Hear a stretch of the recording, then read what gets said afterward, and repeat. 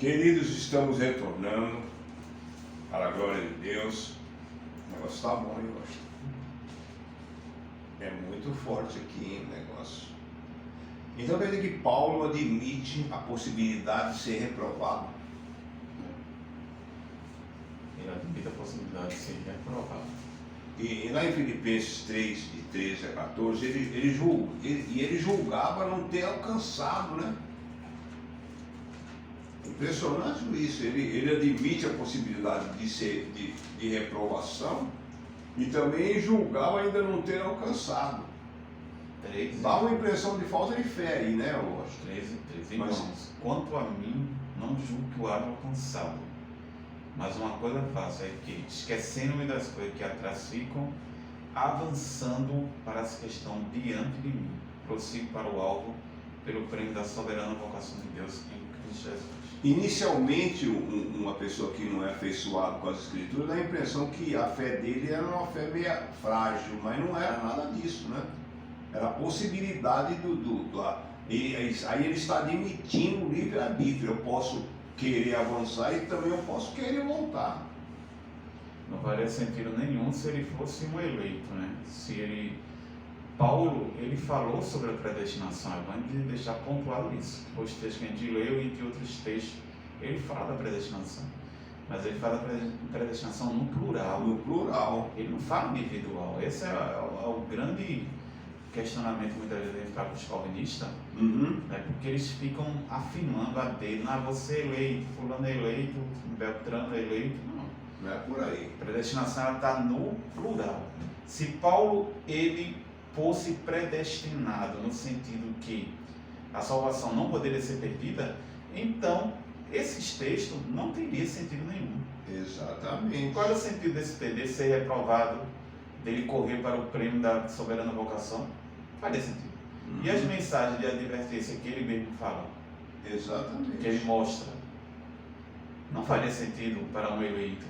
Se a salvação não pode ser perdida, se eu não posso perder a minha salvação, então todas as mensagens com relação à admoestação, com relação à santidade, não faria sentido algum. Não faria sentido. Nós temos quanto tempo aqui no nosso horário, querido? 40 tem 16 minutos. 15? 16 minutos. 16 minutos? Porque nós vamos iniciar, agora que nós vamos iniciar o livre-arbítrio. Ô, Washington. Se eu quiser passar, fica à vontade. Um pouquinho, né? É. Ô, Washington, nós vamos começar agora o livre-arbítrio. Veja como é profundo esse assunto que nós estamos trazendo. Porque há um grande questionamento, né? De um assunto que, infelizmente, não é pregado nas igrejas, né? E nós não vamos trazer, Washington, aqui no nosso programa, assuntinho, aguinha com açúcar. Então, o assunto que nós vamos trazer, a igreja e a política, nós vamos colocar o dedo na ferida. Doa quem doer. Quem não gostar, corre. Mas nós vamos colocar o dedo na ferida. Porque nós vamos apresentar todos aqueles personagens que eles usam para admitir que não, olha, irmão, a política, porque não sei o quê, que Daniel foi o grande estadista, que José foi o grande estadista. Nós vamos bater forte ali, vamos falar sobre o posicionamento de cada um daqueles homens ali. Em qual reduto eleitoral eles foram lá pedir voto. Daniel, pensou Daniel pedindo voto lá na Babilônia? É muito, sei não, viu? Mas vamos deixar para lá, para o dia, né? Vamos deixar para o dia. Washington, a salvação é para quem obedece. Nós já falamos, né, lá na frente, é para quem obedece. Por favor, eu gostaria que você lesse Gênesis 15, de 15 a 17. Também o 3 e o 6, no mesmo Gênesis. Agora estamos falando de livre-arbítrio, poder de escolha. Gênesis 15. Capítulo 2, né? Capítulo 2. Capítulo 2 de Gênesis, eu acho. versículos 15, 16 e 17. E tomou o Senhor Deus o homem e o pôs no jardim do Éden Olha. para o lavrar e o guardar. E ordenou o Senhor Deus ao homem, dizendo: de toda árvore do jardim comerás livremente, mas da árvore da ciência do bem e do mal, dela não comerás, porque no dia que dela comeres, certamente morrerás. Aí é que está, rapaz, a grande coroa do livre-arbítrio. Essa é a grande pergunta aos calvinistas. Que interesse teria o próprio Eterno de colocar a sua perfeita criação? Porque o primeiro homem, ele era totalmente sublime, ele estava num corpo perfeito. E Deus fazer um teste desse a troco de quê? E aí, Washington?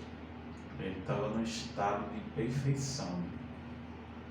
E Deus provar ele dessa maneira? Se não existisse a possibilidade dele comer ou não daquela árvore, a própria ordem de Deus não faria sentido. Não faria sentido. É bem deixar claro que os calvinistas, né, claro, falando de forma respeitosa, eles afirmam que o fato de Adão ter comido da árvore foi porque Deus já tinha determinado. Porque isso soa como se Deus fosse um ser que tivesse duas personalidades. Né? Exatamente. Como se ele fosse bipolar. Uma hora ele está dizendo: não coma todas as árvores aqui você pode comer livremente, mas a árvore do conhecimento do mal você não pode comer. Livre escolha. Em outra hora ele mesmo está determinando que o homem coma da árvore. Parece que soa que Deus ele é bipolar nessa visão. Na mesma hora que ele quer o bem para a pessoa, daqui a pouco quer o mal, né? Ele mesmo quer o mal e ele mesmo está determinando que faça o mal. Então a gente vê que isso não tem sentido algum. Isso é paradoxo. Aí vai dizer, aí os calvinistas vão dizer: não, mas Deus é mistério e não consegue entender Deus. Deus é mistério e não consegue entender Deus. Mas as escrituras mostram Deus dentro da atividade humana, Deus demonstrando a sua criação, que qualquer pessoa com um conhecimento mínimo que seja, ele vai entender a dinâmica de Deus com a criação. Ele vai entender a dinâmica de Deus. Porque a Bíblia, para ela ser entendida, não precisa o camarada ser teólogo, formado. Não. A Bíblia foi escrita para pessoas simples também. Só buscar Deus e a orientação do Espírito Porque muitas vezes alguém diz: não sou analfabeto, não sei ler, não sei. Isso não tem nada a ver. A Bíblia foi escrita para pessoas simples. Gênesis 3 e 6, por favor, Augusto. Já entramos aqui no livre-arbítrio. Aquela primeira parte foi da... E vendo a mulher que aquela árvore era boa para se comer e agradável aos olhos, e a árvore desejar para dar entendimento, tomou do seu fruto e comeu, e deu também ao seu marido, e ele comeu com ela. Ele comeu com ela, né? Como você analisa isso aí? Você analisa a mulher como um ser frágil e se fosse o Adão, ele não comeria e Adão comeu em solidariedade à mulher ou não havia nada disso? Nessa questão aqui, alguns eruditos afirmam que Satanás ele foi tentar Eva porque a ordem de comer da árvore foi dada a Adão. Por isso que o diabo foi direto para Eva e tentou Eva. Claro que as escrituras não vai mostrar isso aqui. A escritura não vai mostrar. Porque se Adão estava junto com Eva, não faria sentido Deus dar uma ordem a Adão e não dar a ordem a Eva. É. Não tinha sentido algum. se os dois estavam no jardim do Éden, Uma só carne. uma só carne, os dois estavam ali juntos, Isso. faria sentido. Perfeitamente. Então, o próprio Paulo, ele fala lá em 1 Timóteo, que ele diz que Eva sendo tentada, né, vamos ler lá o texto, 1 Timóteo. Diz que ali dá a impressão que foi ela somente, né? Quem não faz uma exegese boa desse texto aí, dá a impressão que ela fracassou e ele não, né? E tem uns que dizem que Paulo era machista, né? Isso. Paulo condenava as mulheres, não é nada disso. Não é nada disso. Não é nada disso. Por isso que tem que saber fazer uma exegese boa do texto, né? Mostra. Exatamente. É 1 Timóteo 2, versículo 13. Porque primeiro foi formado Adão e depois Eva. E Adão não foi enganado, mas a mulher sendo enganada caiu em transgressão. Aí é que está, né? Porque na verdade o diabo ele tentou primeiro ela. Ele não foi direto para Adão. Tentou primeiro ela foi enganada, caiu em transgressão. Junto com Adão depois, quando ela deu o fruto para ele se alimentar, e ele comeu com ela sem questionar. Resumindo, ele também teve culpa. Ele teve culpa. Ele teve culpa. Claro que depois, quando Deus chama ele lá no jardim, Deus, onde estás, Adão? Comece o fruto que eu disse para você não comer. Aí ele vai dizer, a mulher que tu me deste, ele estava querendo culpar a Deus. A mulher que tu me deste deu fruto e eu comi. Exatamente, eu confirmo que isso que você disse, eu acho que ele também teve culpa, porque veja, quando Deus chama, não chama Eva. Por que fizesse isso com Adão?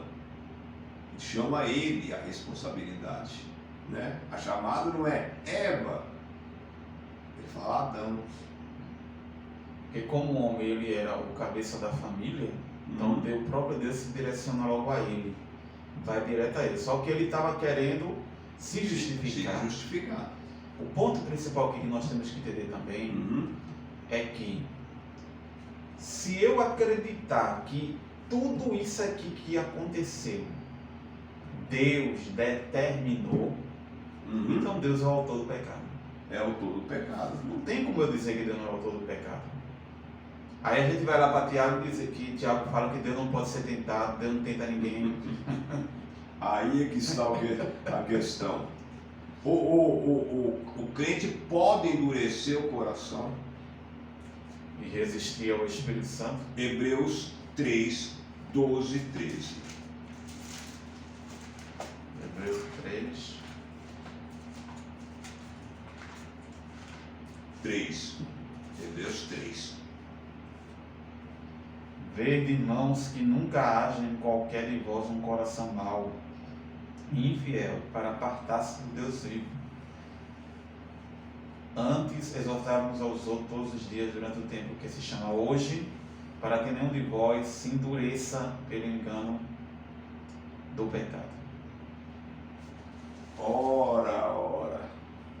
Por que isso aí, sendo que o camarada já é eleito, já é escolhido, já é predestinado? Porque essa exortação, É interessante que o escritor aos Hebreus estava falando para uma comunidade cristã, né? Ele não está falando para ímpio, não. Não. Essa carta, claro, eu não vou entrar no mérito de quem escreveu, Isso, criticar Paulo, não vou entrar no mérito disso. Mas essa carta foi escrita para uma comunidade cristã. Essas exortações ele está falando para pessoas cristãs. Ele não está falando para ninguém que estava fora da comunidade. Só que o calvinista vai dizer que essas ordens não seriam para o eleito. Entendeu agora? Aí é que está. Porque o eleito, ele não vai endurecer o coração. Então qual é o sentido disso aqui? Verdade. Se o próprio escritor diz para infiel para se apartar do Deus vivo, ele está falando para um cristão. Como é que pode, né, rapaz? O camarada já está ali e vai se apartar do Deus vivo? Aí é que está o grande questionamento, não sei quantos minutos temos ainda, isso aqui vai ficar para 2 vezes, moço. Ele continua na Entendeu? sábado. 4 minutos, sim. Então, veja aqui como que nós estamos. O que nós temos aqui pela frente. Lá em Colossenses, né, nós não vamos continuar. Esse se aqui, como um advérbio de dúvida. Ora, a salvação está na ordem da obediência e da fé. Por que esse se? Se. Faz sentido algum. Se o eleito não tem condição nenhuma de tomar uma decisão fora daquilo que Deus determinou, não tem sentido nenhum essas advertências. Exatamente. Não tem sentido nenhum. Tem um versículo lá em 1 Coríntios que fala que essas coisas foram escritas para nosso aviso. 1 Coríntios 10. Coríntios 10, quando ele fala sobre a história de Israel, né? Exatamente, fala até do batismo, né? Que todos passaram por. 10 e 11. Ora, tudo isso lhe sobreveio como figuras e estão escritas para aviso nosso, para que já são chegados os fins dos séculos. Aquele, pois, que cuida está em pé, olhe que não caia. Que não cai. Aí, para que essas exortações para um povo que já está firmado? E já Tem uma possibilidade de cair. tem sentido algum. Tá vendo aí, Washington? Nós vamos continuar, hein? Nós só começamos agora a falar sobre o livre-arbítrio. E nós vamos encerrando, viu, Julinho? Nós queremos comunicar aos nossos amigos ouvintes que não tivemos possibilidade, né, de gerar o nosso programa no sábado, né, por isso estamos fazendo hoje. E os temas que virão pela frente aí, nós só estamos falando só de um aí, né? Mas nós vamos aqui na nossa programação falar sobre inferno, né, Washington? Vamos falar sobre inferno e tem mais uns assuntos aí bem fortes. Nós vamos falar sobre gratidão, vamos falar sobre perdão, correto? São temas muito fortes, muito bons. E estamos encerrando, agradecendo a participação dos nossos queridos ouvintes. Estamos com um projeto aí de trazer mensagens mais assim, menores, né, Washington? No pregação mesmo, né? Lá no meu estúdio que eu estou montando em casa lá. Estou comprando os equipamentos devagarzinho, vou montar um estúdio lá, mas para me produzir mensagens rápidas, né? O podcast vai continuar aqui. Mas lá vou produzir mensagens bem rápidas, né? Pregações assim, igual, né? E estou aprendendo um bocado de coisa para poder, mas vai demorar um pouquinho. Tá bom, meu querido Washington Williams? Se orienta na vida, Williams. Estou encerrando. Vamos orar ao Senhor, né? Agradecer a Ele por tudo que Ele tem nos feito. E de um sonho que está sendo realizado. Esse aqui era um sonho meu de muito tempo, de fazer um programa neste modelo. Tá? Nesse modelo de podcast. Eu acredito que quem está ouvindo os nossos vídeos estão aprendendo alguma coisa, porque nós estamos trazendo os assuntos aí bom que não é pregado nas igrejas. Senão não faria sentido nós estarmos aqui, né? Tem na igreja, para que vai trazer aqui, né? Então nós vamos falar, apesar que eu já vi pregar muito sobre perdão e sempre com resultado muito positivo. Eu nunca vi ninguém pregar sobre perdão e não levar fruto. Por incrível que pareça, eu já preguei teve pastores que eu ouvi pregar e sempre eu ouço testemunho de pessoas que ouviu mensagem sobre perdão e buscou perdoar, buscou abrir o coração para o perdão, entendeu? É um tema muito forte que vamos trazer aqui, certo? Tá bom? Deus abençoe, no nome de Jesus. Pai querido, nós te agradecemos por esses momentos tão preciosos aqui na tua presença, falando assuntos tão importantes para a comunidade cristã, para a tua igreja. Deus abençoe a todos aqueles que estão ouvindo e que estarão ouvindo através deste vídeo produzido aqui. Pai amado, abençoe meu companheiro, irmão Washington, dai vitória a ele pelo amor do teu nome. Abençoa a tua igreja nesses tempos tão difíceis, ó Pai. Ajuda-nos, ó Pai. Dai-nos a tua graça. Abençoa o Juninho aqui, o nosso operador de áudio. Ajuda ele de vídeo. Pelo amor do teu nome, Pai querido. Abençoa este projeto Purim, teu servo, Senhor amado, que contribui, Joaquim, pastor Ezra, Norberto, Senhor, essa grande comunidade de recuperação de drogados, de dependentes de drogas. Pai amado, abençoa, ajuda, dai-nos uma semana abençoada, entra no nosso lar com restauração, com cura, com libertação, que a tua palavra, Senhor amado, conhecereis a verdade e a verdade vos libertará, assim que nos diz a tua palavra. Nós te suplicamos todas essas bênçãos no precioso, santo e querido nome de Jesus Cristo. E que o grande amor de Deus, que a graça do Senhor Jesus Cristo, as santas e benditas consolação do querido Espírito Santo, seja com toda a igreja do Senhor, e podemos dizer amém.